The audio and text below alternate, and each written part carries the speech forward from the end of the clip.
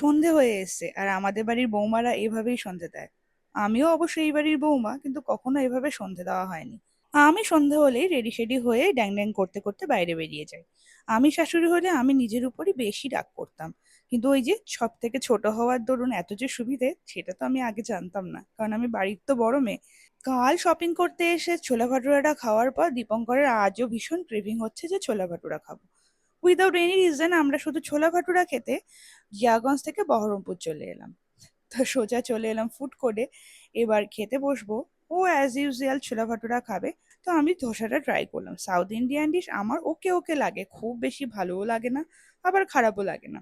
তারপর ছোলা ভাটুরা ফিনিশ করে দ্বীপের কিছু জিনিসপত্র নেওয়ার ছিল, সোজা চলে গেলাম স্টেশনে। আজ ভাই আসবে। ভাই এখানে 2 দিন থেকে চেন্নাই বেরিয়ে যাবে। বাড়ির ওদিককার ট্রেনগুলো যখন আসে খুব নিজের মনে হয়, মনে হয় যেন এই তো সবে আমার বাড়ির থেকেই এলো।